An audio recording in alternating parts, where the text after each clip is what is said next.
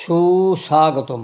ঊনবিংশ শতাব্দীর বাংলায় সমাজের সর্বক্ষেত্রেই দেখা দিয়েছিল পরিবর্তন হওয়া। এই সময় দেশবাসী সচেতন, জাগরণ ও সামগ্রিক সক্রিয়তার দোলা লাগলো সঙ্গীতের আঙ্গিনায়। সামগ্রিকতার বোধ থেকেই তো উৎসাহিত হয় সাংগতিক নবজন্ম। ঊনবিংশ শতাব্দীর দ্বিতীয় দশকে তাই দেখা গেল সম্মিলিত উদ্যোগে সঙ্গীত আন্দোলন, নবভাবের গান রচনা, সঙ্গীতপূর্ণ গীতনীতির অনুসরণ, দেশাগত গীতরীতির সুসামঞ্জস্য ব্যবহার, সর্বভূত স্বরলিপি পদ্ধতির আবিষ্কার, স্বল্প ব্যয়ে মুদ্রিত করে স্বরলিপির প্রচার ও সংরক্ষণ, সঙ্গীত বিষয়ক পত্রপত্রিকা প্রকাশ, সঙ্গীত গ্রন্থের অনুবাদ ও নতুন গ্রন্থ রচনা, সঙ্গীতের ইতিহাস প্রণয়ন, পুরনো দিনের গীতিকারদের জীবনী রচনা ও সঙ্গীত সংকলন সম্পাদনা, সঙ্গীতের উন্নয়নে প্রতিষ্ঠান ও বিদ্যালয় স্থাপন, শিক্ষাদানের ব্যবস্থা এবং আন্তর্জাতিক ক্ষেত্রে এই সঙ্গীত ঐতিহ্যের প্রসারের ক্ষেত্রে ব্যক্তিগত উদ্যম, প্রাতিষ্ঠানিক প্রচেষ্টা দেখা গেল। কালীপ্রসন্ন বন্দ্যোপাধ্যায়, কৃষ্ণধন বন্দ্যোপাধ্যায়, জ্যোতিরিন্দ্রনাথ ঠাকুর, ঈশ্বর গুপ্ত, রাধামোহন সেন, ক্ষেত্রমোহন গোস্বামী, রাজা সৌরীন্দ্রনাথ ঠাকুর, লক্ষ্মীপ্রসাদ মিশ্র প্রমুখ বাংলার সঙ্গীতে নিবেদিতপ্রাণ ব্যক্তির প্রচেষ্টায় বাংলা সঙ্গীত আন্দোলনকে সফল করে তুলল, যার ব্যাপক ও বিস্তৃতি প্রভাব হলো সুদূর প্রসারী। এই ধারাবাহিকতাকেই আমরা দেখতে পাই আব্বাস উদ্দিন, আলী আকবর খাঁ, রবীন্দ্রনাথ, দ্বিজেন্দ্রনাথ, রজনীকান্ত, অতুল প্রসাদ, নজরুলের মতো গীত সুধা বাংলার সারস্বত সাধনার শ্রেষ্ঠ অর্ঘ্য। বাংলা লোকসঙ্গীত স্থান পেয়েছে লোক সংস্কারগত এবং লোক সংস্কার নিরপেক্ষ লোকসঙ্গীত। এই লোকসঙ্গীতকে নিয়ে ইউটিউবের সাহিত্যের নবদিগন্ত চ্যানেলে আজকের ভিডিওটি হলো বাংলার লোকসঙ্গীতের রূপরেখা, গ্রন্থনায় রবীন্দ্র কুমার চক্রবর্তী। বাংলার প্রকৃতির মধ্যে অন্তহীন সৌন্দর্য এবং প্রাচুর্যের উচ্ছ্বসিত প্রকাশ, তা বাঙালির জীবনে দুঃখ, দৈন্য, বেদনার গ্লানি কখনো তাকে অভিভূত করতে পারেনি। ভাঙ্গন ও প্রাকৃতিক বিপর্যয়ের মধ্যেও নানা রকম উৎসব অনুষ্ঠানের আয়োজন করে তারা। উৎসবপ্রিয়তার পটভূমিতে আছে বঙ্গ প্রকৃতির অবারিত প্রসন্নতা এবং নয়নলোভন সৌন্দর্যের অনুপম রূপশ্রী।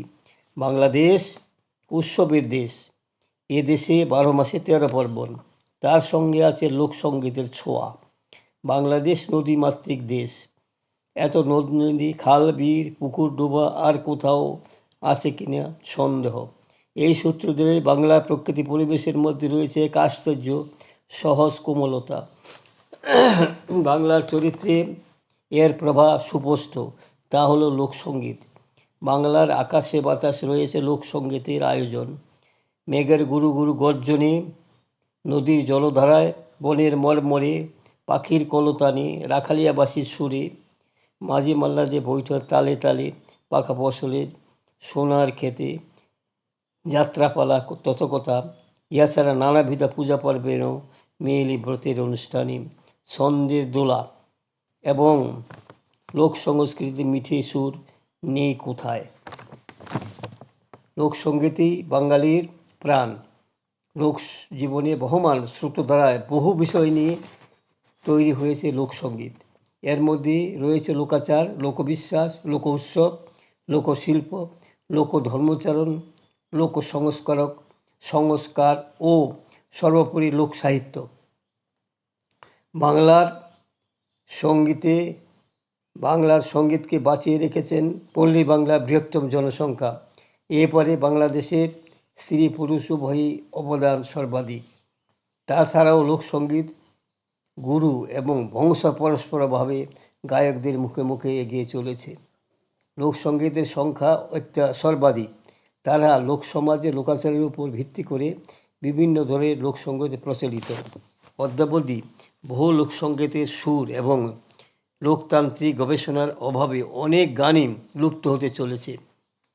লোক সংস্কার নিরপেক্ষ লোকসঙ্গীতকে মোটামুটি কয়েকটি শ্রেণীতে ভাগ করা যায়, যেমন প্রভাতী লোকসঙ্গীত, প্রেম বিষয়ক লোকসঙ্গীত, সামাজিক লোকসঙ্গীত, হাস্যাত্মক লোকসঙ্গীত, রাজনৈতিক লোকসঙ্গীত, প্রকৃতি বিষয়ক লোকসঙ্গীত, দেশাত্মবোধক লোকসঙ্গীত, পূজা পার্বণ বিষয়ক লোকসঙ্গীত, প্রেম বিরহ বিষয়ক লোকসঙ্গীত যথেষ্ট প্রাধান্য পেয়েছে। এছাড়া ও প্রাধান্য পেয়েছে পূর্ববঙ্গের, অর্থাৎ পূর্ব বাংলার ভাটিয়ালি গান ও উত্তরবঙ্গের ভাওইয়া, পশ্চিমবঙ্গের বাউল আঙ্গিকের গান অধিক প্রচলিত। দুই বাংলার গ্রামীণ এলাকার নিরক্ষর মানুষ যুগ যুগ ধরে লোকসঙ্গীতকে বংশপরম্পরায় মুখে মুখে ধারণ ও পালন করে চলেছে এবং নব নব সৃষ্টিতে এই ঐতিহ্যের ধারাকে পরিবর্তিত ও পরিপুষ্ট করে তুলতে সাহায্য করেছে। মৌখিক ঐতিহ্যের অন্যতম প্রধান বৈশিষ্ট্য সাক্ষরতা প্রসার এবং আধুনিক গবেষকদের উদ্যোগে লোকসঙ্গীতের কিছু লেখারূপের নিদর্শন পাওয়া গেলেও স্বতঃস্ফূর্ত মৌখিক সৃষ্টির ধারাটি ব্যবহারের ক্ষেত্রে মৌখিক ধারার পাশাপাশি পূর্বপুরুষের কাছ থেকে শিখে অনুকরণের মাধ্যমে উত্তরপুরুষের সংস্কৃতি ধারাটিকে পালন করে চলেছে। উভয় বাংলার কিছু গুরুত্বপূর্ণ লোকসঙ্গীত নিম্নে বর্ণিত হল। প্রভাতী গান, এই গান বাংলার বৈষ্ণব সম্প্রদায় পাড়ায় পাড়ায় গিয়ে সূর্য ওঠার আগে বাড়ির উঠানে গিয়ে চলে যায় এবং পরে এসে মাগন নিয়ে যায়। প্রভাতী গানটি হলো, রাই জাগো সুখচারী বলে, কত নিদ্রা যাও গো রাধে শ্যামনাগরের কোলে। এছাড়া আগমনী গান, দুর্গাপূজার প্রারম্ভে দেবী উমাকে মর্তে বাপের বাড়িতে আনার আবেগমথিত এই গানটি হলো, আজি নিশি স্বপ্ন দেখাইয়াছি শিওর মা দাঁড়াইয়াছি, মধুর মধুর কোকিল সুরে মা বলিয়া ডাকিয়াছে।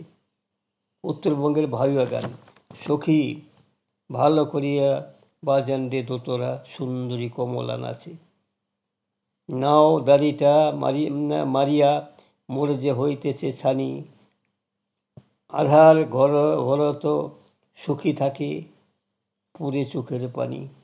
ইহা ছাড়া বিয়ের গান হিন্দু মুসলিম উভয় সম্প্রদায়ের মহিলাদের গেয়ে থাকেন সমবেতভাবে। নিম্নের গানটি হলো, বক ধলা দুগ্ধ ধলা ধলা রাজহংস, তাহার অধিক ধলা তোমার হাতের শাখা।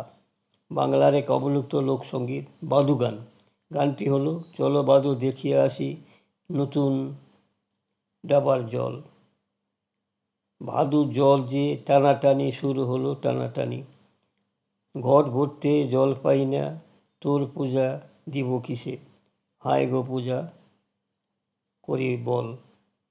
ভাদু গানে আবার একটি গান, বলো গো ভাদু দড়ি আসবি আবার বছর ঘুরি, রাগ করিস না না না মা আমার দিব্যি দিয়ে বল। পূর্ব বাংলা লোকসঙ্গীত একটি হলো, কালো মেঘ সাজ করিয়াছে তো মন মানে না, সাবধানে চালাও তরি নাও যেন ডুবে না। ইহা ছাড়াও আছে অসংখ্য লোকসঙ্গীত, যেমন স্বদেশী সঙ্গীত, মনসার গান, ঝুমুর গান, গম্ভীরা গান, অসহযোগ আন্দোলনের গান, বউনাচের গান, মারফতি গান, ধামাইয়া গান, ময়ূরপঙ্খীর গান, সুন্দরবনে জেলেদের গান, টুসু গান, শিবের গান, আখাইয়ের গান, জারি গান, গাজীপীরের গান, নীল পূজার গান। বন্ধুগণ, আমার সংক্ষিপ্ত এই ভিডিওটি এখানে শেষ হলো। যদি আপনার মনোপুত হয় সাবস্ক্রাইব, শেয়ার এবং লাইক করতে ভুলবেন না।